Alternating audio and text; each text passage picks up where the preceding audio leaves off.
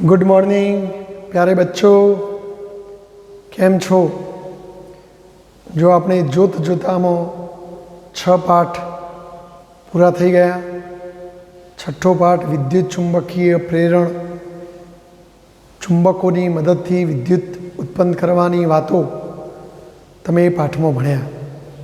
मित्रों, अत्यार सुधीना लगभग बधा ज पाठोनी अंदर આપણે જે પરિપથો બનાવતા હતા એ પરિપથોને જે વિદ્યુત ઉર્જા પૂરી પાડતા હતા એ વિદ્યુત ઉર્જા પૂરી પાડતા સ્ત્રોત ઉદ્ગમો જે મોટાભાગે બેટરી કે વિદ્યુત કોષ હતા, ડીસી જેને આપણે ડીસી વોલ્ટેજ પ્રાપ્તિ સ્થાન કે ડીસી સ્ત્રોત કહેતા હતા।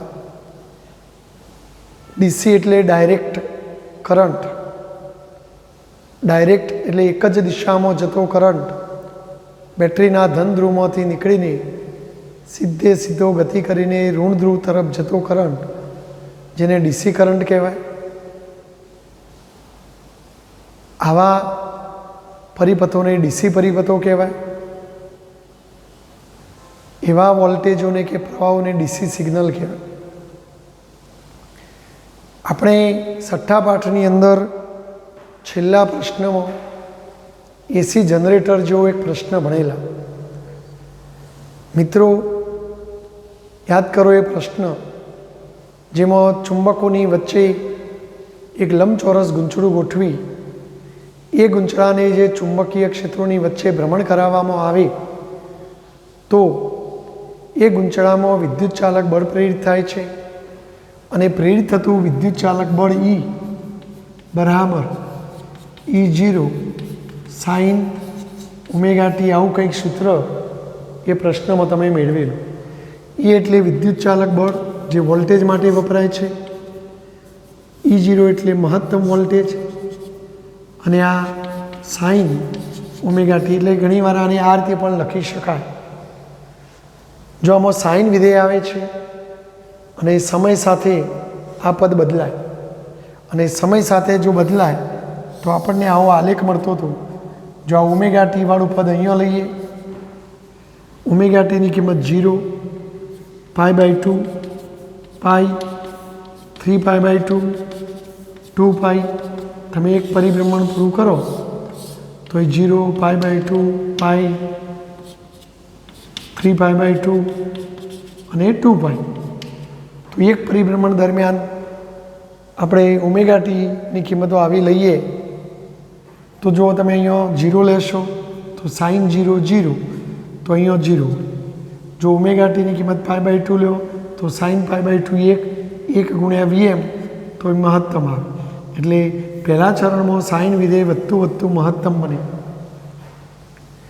पछी अहीं बीजू चरण, बीजा चरणना खूणाओ मूकता जशो, पाई मूकशो तो साइन पाई 0 थई जाय एटले पाछुं घटीने 0 थई जाय। तो जो आ मूल्य वधीने महत्तम थयुं एटले मूल्य पण बदलाय छे। पछी आ जग्या पछी दिशा पण बदलाशे। जो तमे 3π/2 लेशो तो -1 गुण्या वीएम एटले -वीएम तो ए ऊंधी दिशा में महत्तम थशे। ए रीते 2π लेशो तो 0 थशे। तो जो आ वोल्टेज एक एवो वोल्टेज छे કે જેનું મૂલ્ય પણ સમય સાથે બદલાય છે અને અમુક સમય પછી એની દિશા પણ ઊંધી થઈ જાય છે। તો આ એક નવો વોલ્ટેજ કે જેની દિશા સમય સાથે બદલાય છે। આપણે અગાઉના પ્રકરણોમાં અત્યાર સુધી આપણે એકદિશ પ્રવાહ ડીસીની જ વાતો કરેલી અને એવા ડીસી સાથે બનાવેલા પરિપથો, એમની સાથે બેટરી સાથે આપણે અવરોધો, કેપેસિટરો, ઇન્ડક્ટરો આવું બધું જોડતા હતા। તો એવા પરિપથોને ડીસી પરિપથો કહેવાય। આ ડીસી પરિપથોમાં વહેતા પ્રવાહોની દિશા સમય સાથે બદલાતી નથી, એક જ દિશામાં ધનથી ઋણ બાજુ જ જતા હોય એટલે તો એમને આપણે એકદિશ કહીએ છીએ। પરંતુ મિત્રો, આપણા ઘરની અંદર, આપણી ઓફિસોની અંદર, अपनी स्कूलनी अंदर, उद्योगों, फैक्टरीओनी अंदर વિદ્યુત સપ્લાય જે આપણે મળી રહ્યો છે એ સપ્લાય આપતો વોલ્ટેજ એ આવો સાઇન વિધેય અનુસાર સમય સાથે બદલાતો જતો વોલ્ટેજ હોય છે. તો જે વોલ્ટેજનું મૂલ્ય અને દિશા સમય સાથે બદલાય એવા વોલ્ટેજની ઉલટ સુલટ વોલ્ટેજ, જો ઘડીકમાં આમ ઘડીકમાં આમ, પછી આગળ જશે પછી આમ દિશા ઉપર આવશે, તો આ ઉલટ સુલટ થયા કરે છે. તો આવા વોલ્ટેજને ઉલટ સુલટ મિત્રો ઉલટ સુલટ વોલ્ટેજ, જેને બીજા શબ્દોમાં પ્રત્યાવર્તી વોલ્ટેજ કહેવાય. શું કહેવાય? ગુજરાતીમાં પ્રત્યાવર્તી વોલ્ટેજ કહે છે, જેને ઇંગ્લિશમાં એસી વોલ્ટેજ કહેવામાં આવે છે. આવા વોલ્ટેજને શું કહેવામાં આવશે? એસી. એસીનો મતલબ ઓલ્ટરનેટિંગ કરંટ વોલ્ટેજ, એટલે આમ તો ગુજરાતી થાય પ્રત્યાવર્તી પ્રવાહ વોલ્ટેજ, પણ આપણે પ્રત્યાવર્તી પ્રવાહ વોલ્ટેજ એવું નહીં બોલીએ, પ્રત્યાવર્તી વોલ્ટેજ જ બોલીશું, એસી વોલ્ટેજ જ બોલીશું. અને આવા વોલ્ટેજ સપ્લાય સાથે જો કોઈ અવરોધો કે કેપેસિટરો કે ઇન્ડક્ટરો જોડીને કે કોઈ અન્ય ઉપકરણો જોડીને જે પરિપથો બનાવવામાં આવે એવા પરિપથોને એસી પરિપથો કહીશું. અને એવા પરિપથોમાં વહેતા પ્રવાહોને એસી પ્રવાહો અથવા ઉલટ સુલટ પ્રવાહ, ગુજરાતીમાં પ્રત્યાવર્તી પ્રવાહ, અંગ્રેજીમાં ઓલ્ટરનેટિંગ કરંટ, મિત્રો આ લખેલું જ છે English spelling ALTERNATING current, CURRENT, ઓલ્ટરનો એ કરંટનો સી, એટલે એસી પ્રવાહ તરીકે ઓળખવામાં આવે છે. એટલે આપણે કોઈએ પ્રત્યાવર્તી પ્રવાહ એવું નહીં બોલવાનું, એસી પ્રવાહ જ ટૂંકમાં સમજવાનો, બરાબર. તો ઉલટ સુલટ પ્રવાહ પ્રત્યાવર્તી પ્રવાહ તરીકે ઓળખવામાં આવે છે. વાસ્તવમાં આવા શબ્દો આપણે સરળ આવર્ત પ્રકારના વિધેયો માટે વપરાય. તમે 11મા ધોરણમાં સાદું લોલક, જેમાં સ્થાનાંતરનું મૂલ્ય અને દિશા સમય સાથે બદલાય, દોરીના નીચે લટકાવેલો ઘોડો દોલન કરતો આમ જાય તો એનું સ્થાનાંતર સમય સાથે વધતું જાય, મહત્તમ થાય. જેમાં સમય સાથે વધતું જાય, મહત્તમ થાય, પછી ત્યાંથી ઘટીને સ્થાનાંતર ઘટીને પાછું 0 થાય. તો જો આ મૂલ્ય ઘટીને 0 થાય, પછી એ ગોળો ઊંધી દિશામાં સ્થાનાંતર કરે તો ઊંધી દિશામાં વધીને મહત્તમ થાય, તો આ ઊંધી દિશામાં વધીને મહત્તમ થાય, પાછું ઘટીને 0 થાય. તમે સાદા લોલકમાં મિત્રો આવું જોયું છે કે આ મધ્યમાન સ્થાને સ્થાનાંતર 0, સ્થાનાંતર ધારો કે વધતું મહત્તમ થયું, તો આ વધતું મહત્તમ થયું, પછી ઘટતું 0 થયું, પછી આટલાથી ચલો આ બાજુ ધન સ્થાનાંતર કહેવાય, તો આ ઋણ, તો હવે ઊંધી દિશામાં સ્થાનાંતર થાય, તો ઊંધી દિશામાં વધીને મહત્તમ થાય, પાછું ઘટીને 0 થાય. માટે આવા સરળ આવર્ત પ્રકારના વિધેયો જે ઉલટ સુલટ હોય, માટે આવા વિધેયો સાથે સંકળાયેલા શબ્દો છે મિત્રો, એટલે આવા શબ્દો વપરાય છે, બરાબર. તો મિત્રો આપણા ઘરમાં કે ઓફિસોમાં કે ઉદ્યોગોમાં જે વિદ્યુત સપ્લાય એક એવો વોલ્ટેજ છે કે જે સમય સાથે સાઇન વિધેય અનુસાર બદલાતો જતો વોલ્ટેજ છે. અને આવા વોલ્ટેજને આપણે પ્રત્યાવર્તી વોલ્ટેજ યાની કે ઉલટ સુલટ વોલ્ટેજ તરીકે ઓળખીશું, ઇંગ્લિશમાં એસી વોલ્ટેજ તરીકે ઓળખીશું. જ્યારે એવા વોલ્ટેજ સાથે જોડેલા પરિપથોને એસી પરિપથો અને એવા પરિપથોમાં વહેતા પ્રવાહોને પ્રત્યાવર્તી વિદ્યુત પ્રવાહો અથવા એસી પ્રવાહ તરીકે આપણે ઓળખીશું. મિત્રો મોટાભાગના વિદ્યુત ઉપકરણોને એસી વોલ્ટેજની જરૂર પડે છે, જેમ કે આપણા ઘરની અંદર ટ્યુબલાઇટ, બલ્બ, પંખો, એસી, ફ્રીજ, આ બધા મોટાભાગના વિદ્યુત ઉપકરણોને એસીની જ જરૂર પડે છે. હા, વ્યવહારમાં કેટલાક ઉપકરણો ડીસીથી પણ ચાલે છે, જેમ કે આપણી ટોર્ચમાં ડીસી હોય, મોબાઈલમાં ડીસી બેટરી હોય, તો આમ ઘણા ઉપકરણો ડીસીથી પણ ચાલે છે, પરંતુ ડીસી કરતો એસી ઉર્જા પ્રમાણમાં સસ્તી અને આપણા માટે ફાયદાકારક છે, બરાબર. એટલે વ્યવહારમાં આ એસી સિગ્નલોનો ઉપયોગ કરવાનું પસંદ વધારે કરવામાં આવે છે, બરાબર. તો ડીસી સિગ્નલ એટલે ડીસી વોલ્ટેજ, એસી સિગ્નલ એટલે એસી વોલ્ટેજ, બરાબર. તો આ શબ્દોમાં તમને ખ્યાલ આવવો જોઈએ. અને મોટાભાગના વિદ્યુત ઉપકરણોની એસી ઉર્જાની જરૂર છે. આપણા પાવર સ્ટેશનોની અંદર ધોવારણ પાવર સ્ટેશન, નર્મદા ડેમ આગળ બનાવેલું power station, Wanakbori power station, તો આવા બધા જે પાવર સ્ટેશનોમાં જનરેટરોનો ઉપયોગ કરીને આપણે એસી વિદ્યુત ઉર્જા ઉત્પન્ન કરવામાં આવે છે. આવી એસી વિદ્યુત ઉર્જાનું એક જગ્યાએથી બીજી જગ્યાએ સહેલાઈથી પ્રસારણ કરી શકાય અને પાવર સ્ટેશનોમાં, સબસ્ટેશનોમાં મોકલી ત્યાંથી જુદી જુદી ગામડાઓમાં કે ઉદ્યોગોમાં, શહેરોમાં એની વહેંચણી પણ આપણે એસી પ્રવાહના રૂપે એ વિદ્યુત ઉર્જાની સરળતાથી વહેંચણી કરી શકીએ છીએ. ડીસી ઉર્જા કરતાં એસી વોલ્ટેજનો ઉપયોગ કરવાનો ફાયદો એ છે કે ટ્રાન્સફોર્મર જેવા સાધનો દ્વારા તમે વોલ્ટેજ વધારી કે ઘટાડી શકો. સ્ટેપ અપ ટ્રાન્સફોર્મર દ્વારા વોલ્ટેજ વધારી શકાય, સ્ટેપ ડાઉન ટ્રાન્સફોર્મર દ્વારા વોલ્ટેજ ઘટાડી શકાય. આપણા ઘરની અંદર કોઈ ઉપકરણને ઓછા વોલ્ટેજની જરૂર હોય તો આપણું સ્ટેપ ડાઉન ટ્રાન્સફોર્મર એ વધુ વોલ્ટેજમાંથી ઓછા વોલ્ટેજ કરી અને ઉપકરણને પહોંચાડી શકીએ. જ્યારે ડીસીમાં આવું શક્ય નથી. એટલે ડીસી માટે ટ્રાન્સફોર્મર કામ કરતું નથી, જ્યારે એસી માટે ટ્રાન્સફોર્મર કામ કરે છે.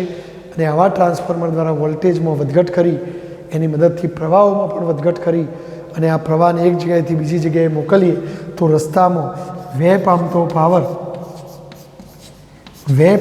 પાવર મિત્રો P બરાબર I²R મુજબ જો પ્રવાહ ઘટે તો વ્યય પામતો પાવર ઘટાડી શકીએ અને રસ્તામાં ટ્રાન્સમિશન લોસ પણ આપણે ઘટાડી શકીએ. વિદ્યુત ઉર્જાનો બગાડ આપણે ઘટાડી શકીએ અને આપણે ઓછી વ્યય કરીને એક જગ્યાએથી એનું પ્રસારણ બીજી જગ્યાએ સહેલાઈથી કરી શકીએ. તો આમ આપણે એસી વોલ્ટેજ એટલા માટે આપણને વિશેષ ફાયદાકારક છે મિત્રો. આ પાઠમાં આપણે ઘણીવાર કોઈ ઘટકના બે છેડા વચ્ચેનો વિદ્યુત સ્થિતિમાનનો તફાવત, તો આમ તો એ વિદ્યુત સ્થિતિમાનનો તફાવતનો એકમ પણ વોલ્ટ અને વોલ્ટેજનો એકમ પણ વોલ્ટ. તો વોલ્ટેજ શબ્દ બે છેડા વચ્ચેના વિદ્યુત સ્થિતિમાનના તફાવત માટે પણ વાપરીશું. બરાબર. આપણા રોજિંદા જીવનમાં વપરાતા રેડિયો, ટેલિવિઝન, કમ્પ્યુટર જેવા વિદ્યુત ઉપકરણોમાં વપરાતી ઇલેક્ટ્રોનિક સર્કિટોમાં પણ આવૃત્તિઓમાં વધઘટ કરવા માટે વપરાતા જે ઘટકો છે એ બધા ઘટકોમાં આવૃત્તિઓ કેવી રીતે બદલાય તો એ ટ્યુનિંગ કરીને આપણે ચોક્કસ આવૃત્તિ સાથે સાધનને સેટ કરી ચોક્કસ ચેનલ આપણે ટીવીમાં કે ચોક્કસ તરંગો રેડિયોમાં પકડી અને આપણે ચોક્કસ પ્રકારના ગીતો વગાડી શકીએ. તો એવા બધા પરિપથોની વાતો પણ આપણે આ પાઠમાં કરીશું મિત્રો. બદલાતા જતા ચુંબકીય ક્ષેત્રો દ્વારા વિદ્યુત ઉત્પન્ન કરી શકાય એવા વિચારના પ્રણેતા નિકોલા ટેસ્લા હતા. અને આ નિકોલા ટેસ્લાએ આ બદલાતા જતા ચુંબકીય ક્ષેત્રોથી વિદ્યુત ઉત્પન્ન કરી શકાય એવા ફેરેડેના વિચારોને સાર્થક કરવા માટે જનરેટર, ડાયનેમો જેવા ઉપકરણોમાં એને મહત્ત્વનું પ્રદાન આપેલું. અને એટલે તો આપણે ચુંબકીય ક્ષેત્રના એકમ તરીકે નિકોલા ટેસ્લાની યાદગીરીમાં ચુંબકીય ક્ષેત્રનો એકમ ટેસ્લા લઈએ છીએ મિત્રો. બરાબર. મિત્રો, એક બીજા વૈજ્ઞાનિક જ્યોર્જ વેસ્ટિંગહાઉસ, એ વૈજ્ઞાનિક પણ એસી ઉર્જાના પ્રખર હિમાયતી હતા. એ અરસામાં થોમસ આલ્વા એડિશન, આ વૈજ્ઞાનિક જેને વિદ્યુત સાથે ઘણા સંશોધનો કરેલા અને એ ડીસી ઉર્જા વાપરવાના બહુ આગ્રહી હતા. જ્યારે જ્યોર્જ વેસ્ટિંગહાઉસ, નિકોલા ટેસ્લા આ બધા એસી ઉર્જાના હિમાયતી હતા. એટલે ઘણીવાર એમને એકબીજા સાથે સંઘર્ષ પણ થતો. જ્યોર્જ વેસ્ટિંગહાઉસ નામના વિજ્ઞાનીએ પૈસાદાર માણસ હતો. એને પોતાના નામ ઉપરથી એક કંપનીની સ્થાપના કરી અને એ પોતાની કંપનીમાં નિકોલસ ટેસ્લા તેમજ બીજા ઉત્સાહી વૈજ્ઞાનિકોને, સંશોધનકારોને પોતાની કંપનીમાં નોકરી રાખી અને એસી મોટરો, એસી જનરેટરો આવા બધા ઉપકરણો બનાવવાનું કામ સોંપેલું. કારણ કે જ્યોર્જ વેસ્ટિંગહાઉસ એવું વિચારતા હતા કે ભવિષ્યની જે વિજ્ઞાનની ટેકનોલોજીનો વિકાસ થવાનો છે એના પાયામાં આ એસી ઉર્જા ખૂબ અગત્યની છે. અને આ પાઠની અંદર આપણે આવા પ્રત્યાવર્તી પ્રવાહની વાતો કરવાની છે, ઓલ્ટરનેટિંગ કરંટની વાતો કરવાની છે. તો મિત્રો, આ બધું આપણા પાઠની અંદર તમને પ્રસ્તાવનામાં લખેલું જોવા મળશે. બરાબર. તો આ ઓલ્ટરનેટિંગ કરંટ એટલે આ પાઠ આખો પાઠ આ એસી ઉપર આધારિત પાઠ છે મિત્રો. તો હવે આ પાઠમાં આપણે આગળ વધીશું મિત્રો. ડીસી વોલ્ટેજ પ્રાપ્તિ સ્થાનને આપણે આ રીતે દર્શાવતા હતા, જેમાં મોટા લીટાને ધન ધ્રુવ, નાના લીટાને ઋણ ધ્રુવ કહેતા. અને જ્યારે કોઈ પરિપથ બનાવી, ધારો કે કોઈ અવરોધ જોડીને આમ પરિપથ પૂર્ણ કરો તો રૈવાજિક રીતે ધનમાંથી પ્રવાહ નીકળી અને અવરોધમાં થઈ ઋણમાં જાય, બરાબર. અને આ રીતે પ્રવાહ વહેતો હતો. એસી વોલ્ટેજ પ્રાપ્તિ સ્થાનમાંથી મળતો પ્રવાહ ઓલ્ટરનેટ હોય એટલે આપણે એસી વોલ્ટેજ પ્રાપ્તિ સ્થાન માટે આપણે આવું એક ગોળ રાઉન્ડ દોરી અને એની અંદર આપણા એસી વોલ્ટેજનો આકાર સાઇન જેવો હોવાના કારણે સાઇનના આલેખ જેવું અંદર સિગ્નલ દોરવાનું. તો આ એસી વોલ્ટેજ પ્રાપ્તિ સ્થાન કહેવાય, બરાબર. આમાં તમે આમ કરીને પ્રવાહ આમ નીકળતો બતાવી ન શકો, કારણ કે આ ઉલટ સુલટ છે. ઘડીકમાં પ્રવાહ આમ તો ઘડીકમાં આમ જતો હોય એટલે આપણે આવું પ્રવાહની નિશાની કરીશું નહીં, બરાબર. જો તમે આની સાથે અવરોધ જોડીને આમ પરિપથ પૂર્ણ કરો તો ઘડીકમાં પ્રવાહ આમ તો ઘડીકમાં પ્રવાહ આમ ઓલ્ટરનેટ ઉલટ સુલટ થયા કરે, બરાબર. એટલે આપણે કોઈ ચોક્કસ દિશામાં પ્રવાહ બતાવી ન શકીએ. તો આ એસી પ્રાપ્તિ સ્થાન કહેવાય. અને આપણે શું કહીશું? એસી પ્રાપ્તિ સ્થાન. જ્યારે આને ડીસી પ્રાપ્તિ સ્થાન કહેવામાં આવે છે. એસી પ્રાપ્તિ સ્થાનમાંથી મળતા વોલ્ટેજો સામાન્ય રીતે વી બરાબર વીએમ સાઇન ઓમેગા ટી સ્વરૂપના હોય છે, બરાબર. એટલે આપણે જનરેટરમાં આવું મેળવ્યો છે એટલે આપણે આ ટાઈપના લઈશું. હા, માત્ર એસી વોલ્ટેજો સાઇન સ્વરૂપના જ હોય એવું જરૂરી નથી મિત્રો, બરાબર. કારણ કે એસી વોલ્ટેજ એટલે જે વોલ્ટેજનું મૂલ્ય અને દિશા સમય સાથે બદલાય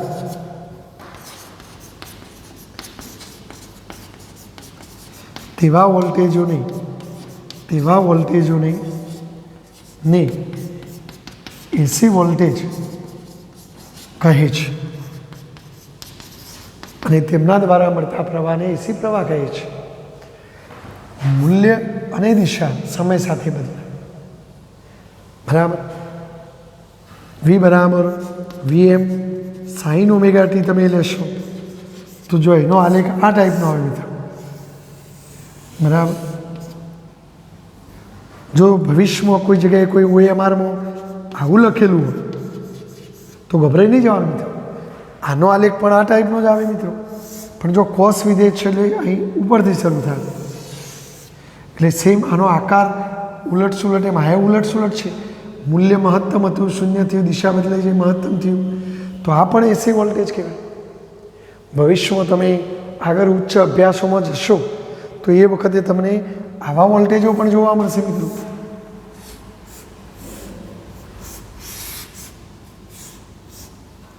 તો આવા વોલ્ટેજો પણ એસી વોલ્ટેજો કહેવાય. અને સ્ક્વેર વેવ પ્રકારના વોલ્ટેજો કહેવાય. સ્ક્વેર એટલે ચોરસ ટાઈપનો સિગ્નલો બને છે, બરાબર, જેને ડિજિટલ સિગ્નલ કહેવાય. તો આ સ્ક્વેર વેવ પ્રકારનો એસી વોલ્ટેજ કહેવાય. ઘણી જગ્યાએ તમને આવું પણ જોવા મળે મિત્રો.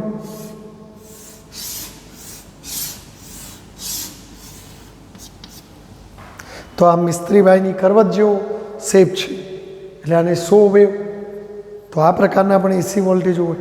એટલે એસી વોલ્ટેજો માત્ર સાઇન સ્વરૂપના જ હોય એવું જરૂરી નથી. એસી વોલ્ટેજો આવા વિવિધ સ્વરૂપના હોય છે, પરંતુ આપણે એસી જનરેટરમાં સાઇન સ્વરૂપનો મળતો હોવાના કારણે આ પાઠમાં હવે વોલ્ટેજ પ્રાપ્તિ સ્થાનને આ રીતે દર્શાવી અને એસી પ્રાપ્તિ સ્થાનમાંથી મળતા વોલ્ટેજને આપણે આવો વોલ્ટેજ કહીશું, એસી વોલ્ટેજ કહીશું. અને આ પાઠમાં આને કેન્દ્ર સ્થાને રાખીને મોટાભાગની ચર્ચાઓ કરીશું મિત્રો. તો હવે જો આપણે આગળ પાઠ વધારીએ.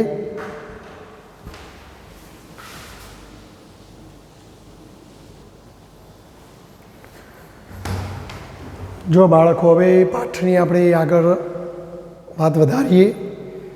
જો બધા એક જેવા જ પ્રશ્નો આવશે. પ્રશ્નો આમ તો સરળ છે એટલે શરૂઆતમાં જો તમે પ્રશ્નમાં ધ્યાન આપશો તો આ પાઠમાં કોઈ તકલીફ નહીં પડે. બહુ મજાનો પાઠ છે, આમ તો સમજણ પડે તો, નહીંતર અઘરો પાઠ છે. થોડું નવું ગણિત પણ આ પાઠમાં આવે છે બાળકો, એટલે એક પણ લેક્ચર ટાળવાનું નહીં, બરાબર. જો તમે ચેનલને સબસ્ક્રાઈબ ન કરી હોય તો કરી દેજો, બરાબર. લાઈક પણ કરજો અને બેલ આઇકોન પણ તમે દબાવી શકો છો. તમને આપોઆપ વિડીયો મળતા રહેશે મિત્રો. જોઈએ આપણે સરસ મજાનો પ્રશ્ન. હવે અવરોધક એટલે આપણે કોઈ અવરોધ લેવાનું છે. દાખલા તરીકે મારી પાસે આ કોઈ અવરોધ છે આર. આ અવરોધકને લાગુ પાડેલો એસી વોલ્ટેજ, એટલે આપણે અત્યાર સુધી આ અવરોધ સાથે ડીસી બેટરી જોડતા હતા, પણ ડીસીના બદલે હવે એસી જોડવાની છે. એટલે જો આપણે આની સાથે કોઈ એસી વોલ્ટેજ લાગુ પાડીએ, જો આપણે એસી વોલ્ટેજ પ્રાપ્તિ સ્થાન માટે આવું દોરવાનું, અંદર બદલાતો જતો વોલ્ટેજ એટલે આવું કહેવાનું. એસી જનરેટરમાંથી મળતો વોલ્ટેજ ઈ, જો એસી વોલ્ટેજ ઈ બરાબર E0 સાઇન ઓમેગા ટી કહેવાય. બોલો સાઇન વિધેયની વધુમાં વધુ કિંમત કેટલી લેવાય? જ્યારે આ કિંમત વધુમાં વધુ ત્યારે વોલ્ટેજ વધુમાં વધુ. તો જો મહત્તમ વોલ્ટેજ મેળવવો હોય તો સાઇનની કિંમત વધુમાં વધુ લેવી જોઈએ, અને સાઇનની વધુમાં વધુ કિંમત 1 માટે શું થાય? E0. અને આ E0ને જ EM કહેવાય. માટે તમે આ વોલ્ટેજને E બરાબર EM સાઇન ઓમેગા ટી લખો તો ચાલે મિત્રો. જો આપણે આ પાઠની અંદર વોલ્ટેજ માટે V સિમ્બોલ વાપર્યો છે, તો એના બદલે હું V લખીશ, VM સાઇન ઓમેગા ટી. આ VMને શું કહેવાય? મહત્તમ વોલ્ટેજ.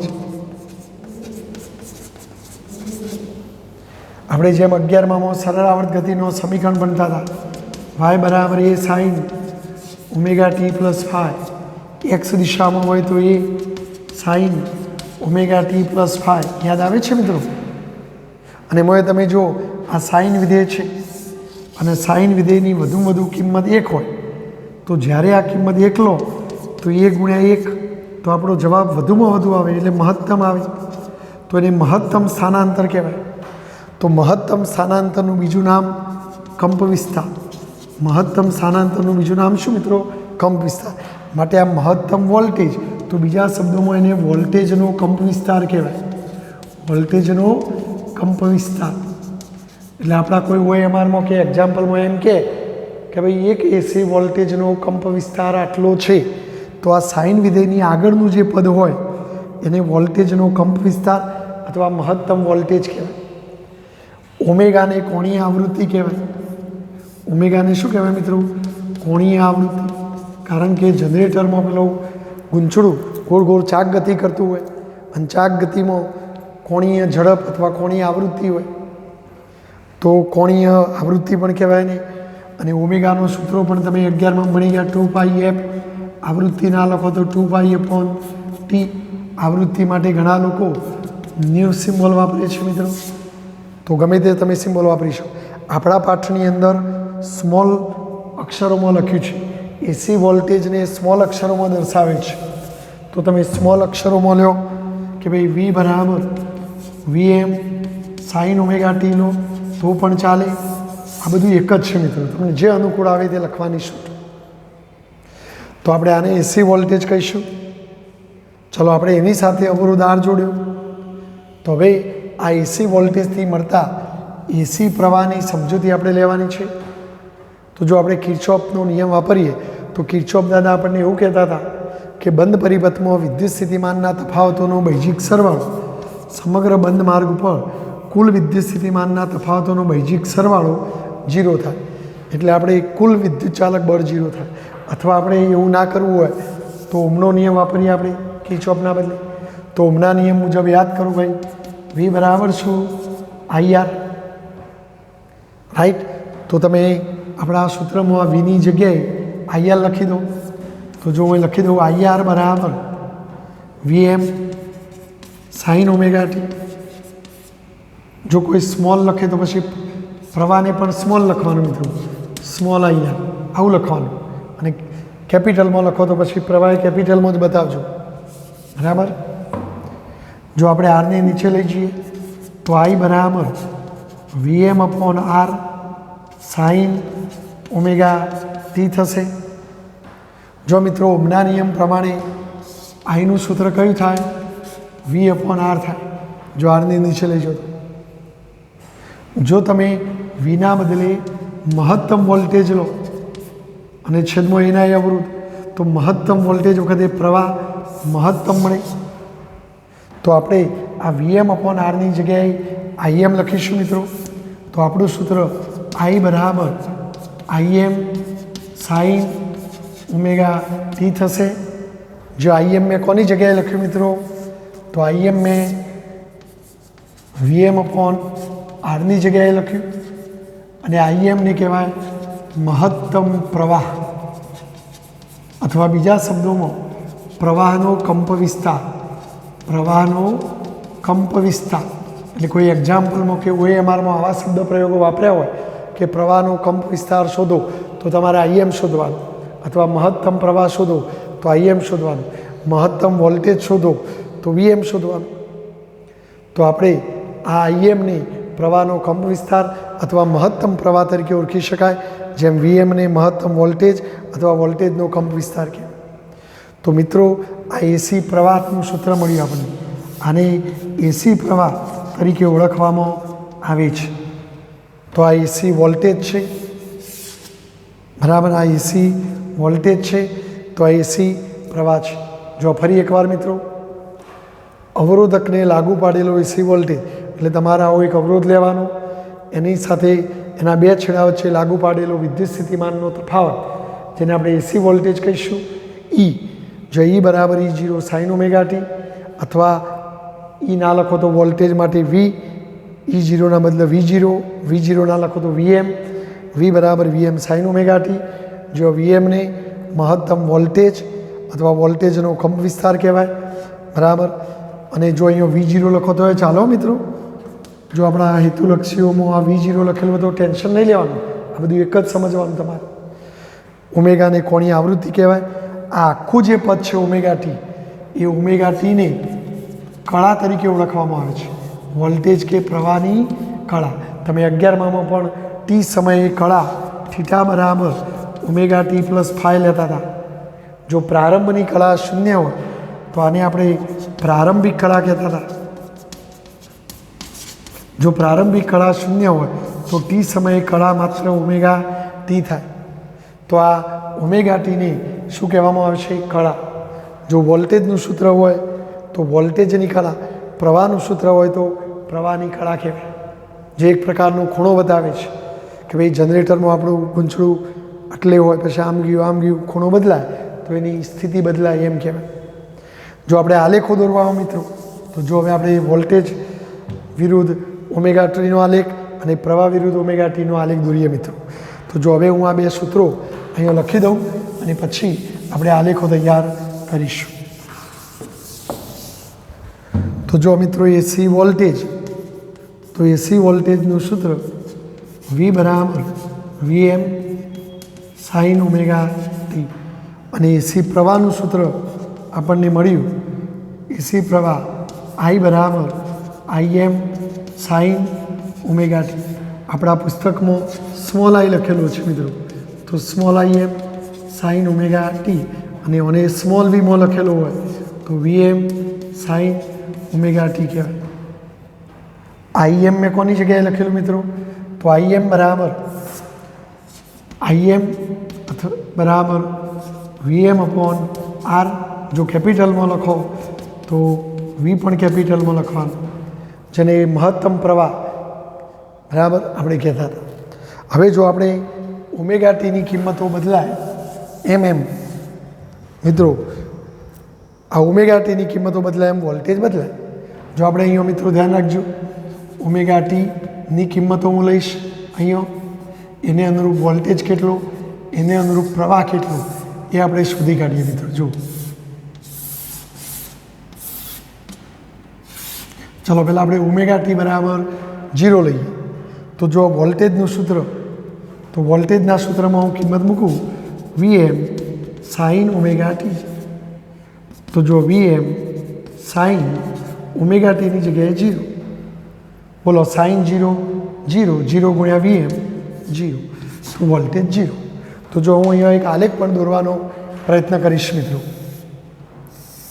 જો આડી અક્ષ ઉપર હું ઓમેગા ટી લઈશ, ઊભી અક્ષ ઉપર વોલ્ટેજ લઈશ.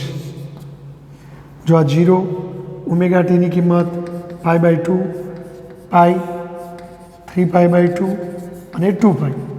આપણે ઓમેગા ટી એટલે વાસ્તવમાં કળા ખૂણો છે મિત્રો, અને આપણે વર્તુળમાં યાદ કરું, જો આટલાથી સ્ટાર્ટ કરીએ તો 0, π/2, પાઈ, 3π/2 અને 2π. જનરેટરમાં પેલું આપણું ગૂંચળું આમ ગોઠવેલું હોય અને પછી આમ ફરે તો એક પરિભ્રમણ થાય તો 0માંથી ખૂણો 2π થાય. તો આ 2π સુધી જઈએ તો આ એક પરિભ્રમણ થયું કહેવાય, અને એક પરિભ્રમણ દરમિયાન કેવો રિઝલ્ટ મળે આપણે શોધી કાઢીએ. તો ચલો તમે જો ઓમેગા ટીની કિંમત મેં 0 લીધી તો ઓમેગા ટી 0 તો વોલ્ટેજ પણ 0. તો જો અહીંયા હું 0 બતાવીશ. ચલો હવે પ્રવાહની પણ જો વાત કરી જ લેવી હોય તો પ્રવાહનું આપણું સૂત્ર કયું મિત્રો? Im sin omega T. ચલો ઓમેગા ટી 0 તો એ 0 મૂકો તો Im sin 0, અને બોલો sin 0, 0 0 ગુણ્યા બધું 0, તો પ્રવાહ પણ 0, તો પ્રવાહ એ 0. ચલો હું પહેલાં વોલ્ટેજનો આલેખ બતાવું પછી પ્રવાહનું બતાવું. ચલો હવે ઓમેગા ટીની કિંમત લઈશું π/2. તો જો આપણા વોલ્ટેજના સૂત્રમાં π/2 મૂકો અને બોલો મિત્રો sin π/2 +1, તો +1 ગુણ્યા Vm એટલે +Vm, એટલે વોલ્ટેજનું મૂલ્ય વધીને મહત્તમ થયું.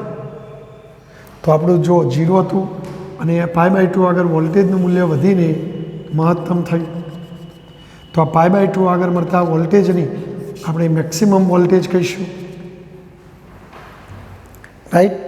તો જો π/2 આગળ વોલ્ટેજની કિંમત Vm મળી. ચલો પ્રવાહની ગણવી હોય મિત્રો અથવા પછી ગણીએ, ચલો ને આપણે 1 by 1. ચલો હવે આપણે π/2 પછી પાઈ, તો પાઈ લઈશું આપણે. તો જો અહીંયા પાઈ મૂકીએ મિત્રો, sin પાઈ 0 થઈ જાય, 0 ગુણ્યા Vm 0 થઈ જાય. તો એનો મતલબ વોલ્ટેજનું મૂલ્ય વધીને મહત્તમ થયું, પછી ઘટીને 0 થશે. તો જો આ ઘટીને 0 થશે, રાઈટ. ચલો પછી એટલે 0 થયું, પછી 3π/2 લઈએ આપણે.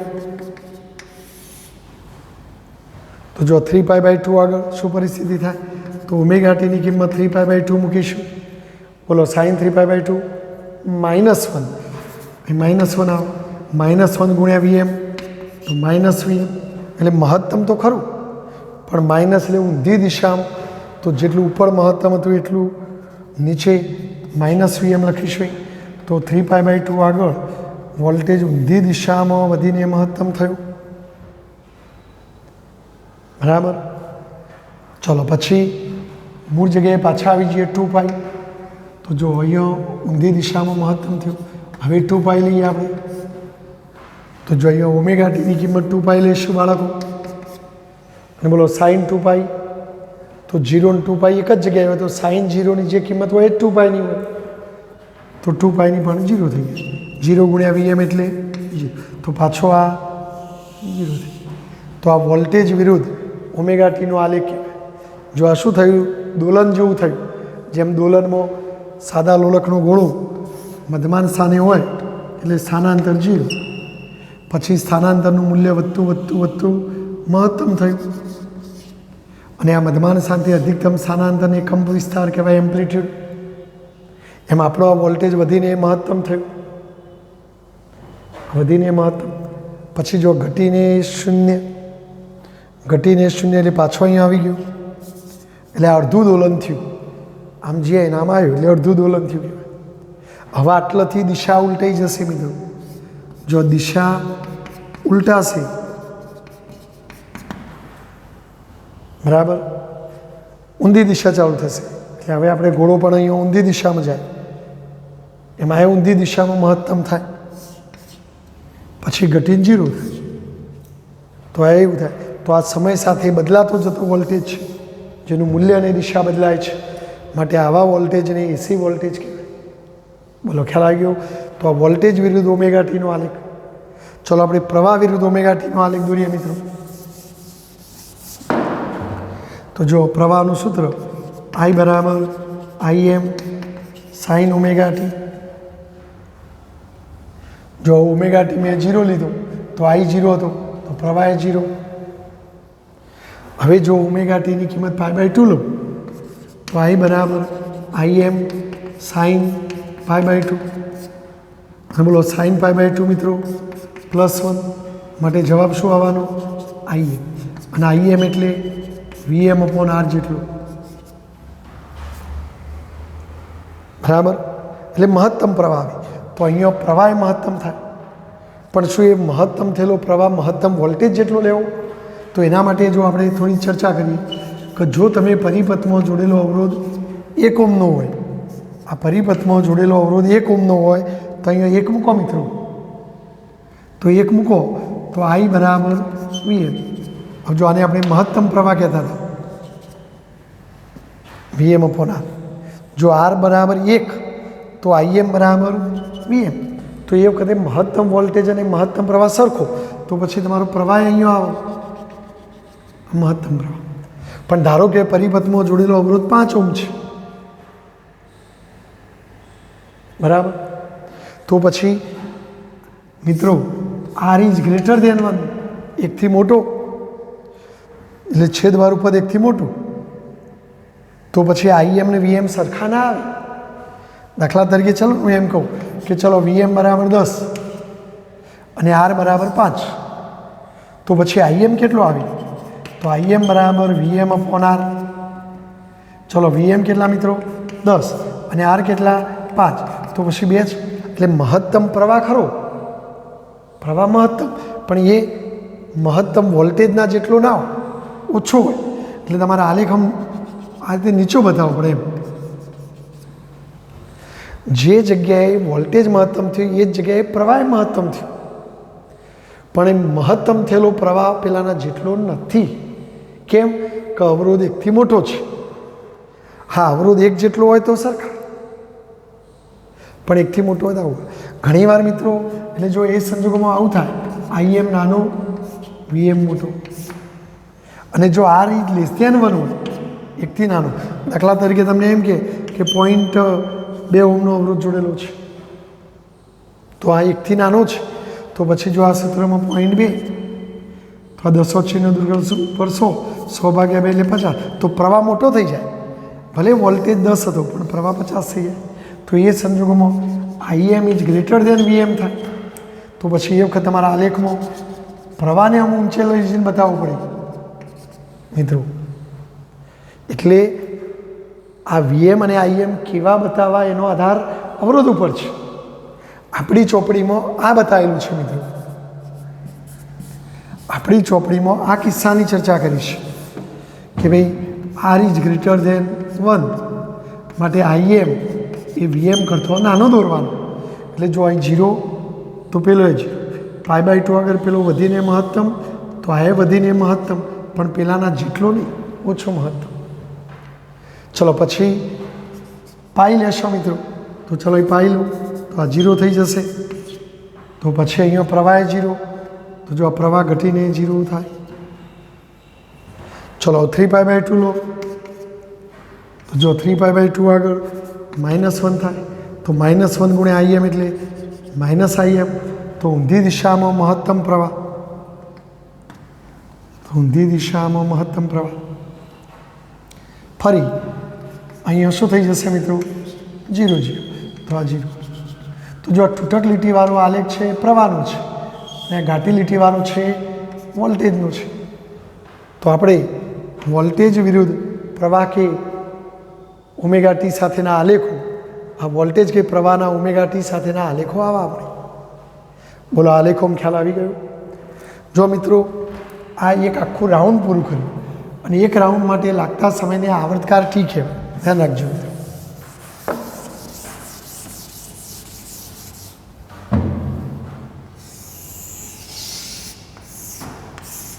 અહીંથી સ્ટાર્ટ કરો 0, π/2, π, 3π/2, 2π.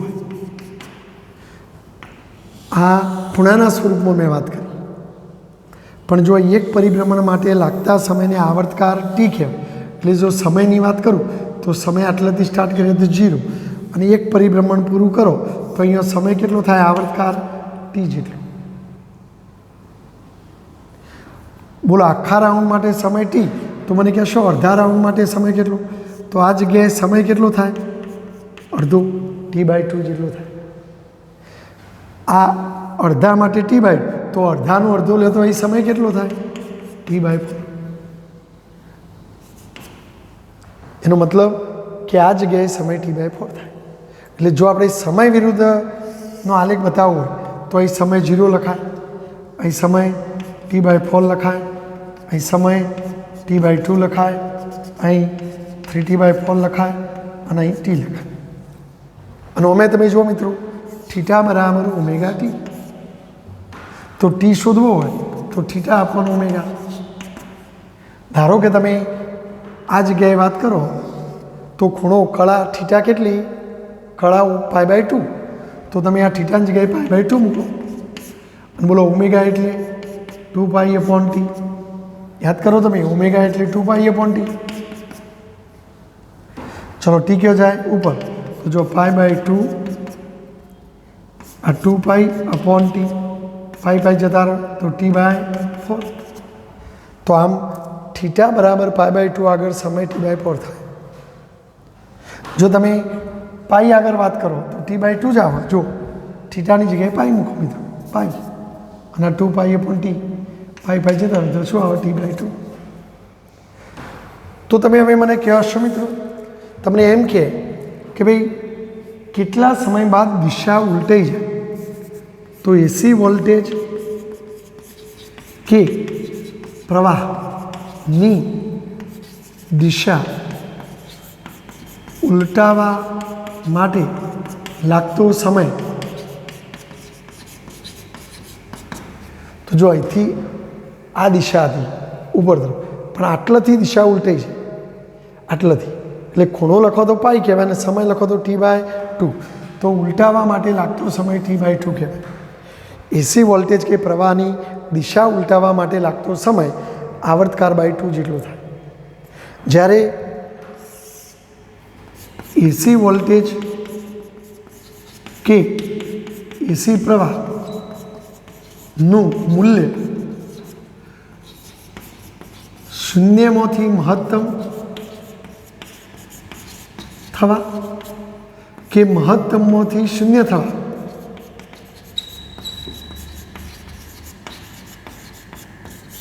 લાગતો સમય, આવું તમને પૂછાયું એમાં. તો જો આ શૂન્ય હતું અને શૂન્યમાંથી મહત્તમ કયો થયો? આટલો થયો. તો આ સમય કેટલો? T/4 કહેવાય. અને જો આ જગ્યાએ મહત્તમ હોય ને તો અહીંયા શું થયો? શૂન્ય. તો આ બે વચ્ચેનો તફાવત એ શોધો તો એ T/4 આવે. એટલે આ T/4 આવ્યું. તો જો OMR માટે આ વસ્તુ નોંધી લેજો મિત્રો કે ભાઈ એસી વોલ્ટેજનું મૂલ્ય મહત્તમમાંથી શૂન્ય ક્યારે થશે કે શૂન્યમાંથી મહત્તમ ક્યારે થશે? દિશા ક્યારે ઉલટી જશે? દાખલા તરીકે જો હું તમને એક OMR પૂછું છું, આ પહેલાં લખી કાઢજો, સ્ક્રીનશોટ લઈ લેજો મિત્રો.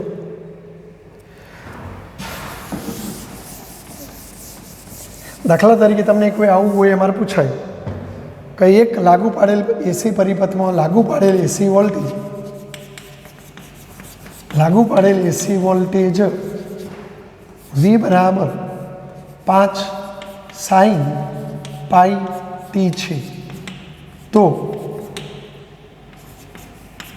કેટલા સમય બાદ દિશા ઉલટાઈ જશે? તો જો આપણે પહેલાં આવર્તકાર શોધવો પડે. તો જો તમને આ જે સૂત્ર આપ્યું છે મિત્રો, એને તમારા પેલા વોલ્ટેજના સમીકરણ સાથે સરખાવવા, Vm sin ωt સાથે સરખાવતો.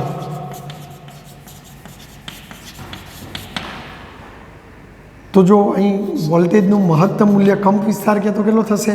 સાઇનનો સહગુણક Vm, સાઇનનો સહગુણક 5. તો આ વોલ્ટેજનો કંપ વિસ્તાર કહેવાય.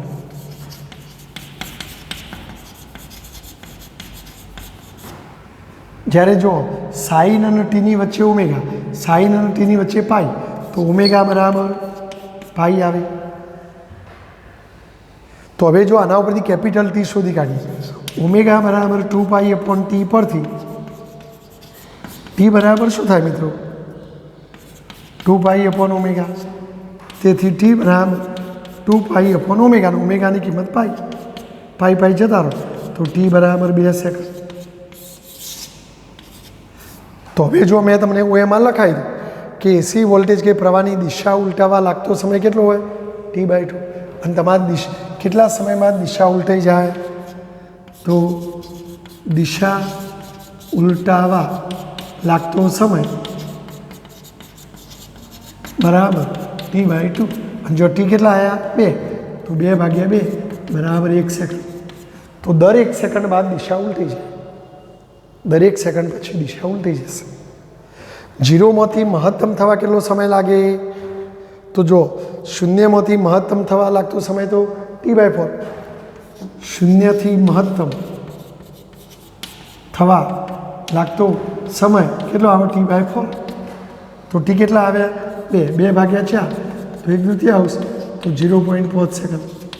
તો દર 0.5 સેકન્ડે 0માંથી મહત્તમ થાય, મહત્તમમાંથી 0 થાય, 0માંથી મહત્તમ થાય. તો આવું બધું OMR પૂછાય તો આપણને આવડવું જોઈએ. વોલ્ટેજનો કંપ વિસ્તાર શોધો, આવર્તકાળ શોધો, બરાબર. આવો બધો OMR મિત્રો પૂછાય તો આપણને આવડવો જોઈએ. બોલો, ખ્યાલ આવી ગયો તમને? તો આ એક સિમ્પલ પ્રશ્નની મેં વાત કરી.